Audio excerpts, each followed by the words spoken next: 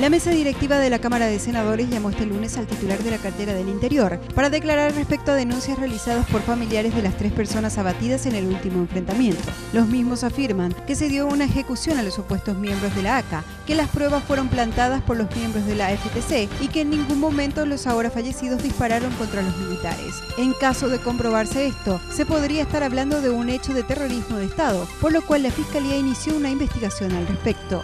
Si bien la provisión de medicamentos se normalizó en el Instituto Nacional de Cardiología, el centro se encuentra desabastecido en cuanto a insumos indispensables para las cirugías cardíacas. Para los pacientes que deben ser intervenidos, esto significa el pago de decenas de millones para completar el stock necesario para acceder al quirófano.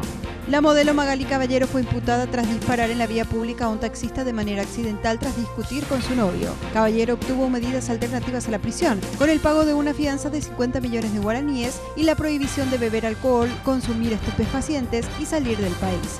Por segundo año consecutivo son los alumnos los que se encargan de validar los útiles escolares que desean utilizar el año próximo. Según la cartera educativa, la estrategia les resulta eficaz, ya que la primera experiencia logró que este año el Ministerio no reportara ninguna denuncia sobre mala calidad de los productos. El Estado Islámico pide que sus seguidores maten a los civiles de los países de la coalición internacional que lucha contra ISIS. Las autoridades de Estados Unidos encendieron el alerta tras el informe de que yihadistas norteamericanos habrían retornado al país.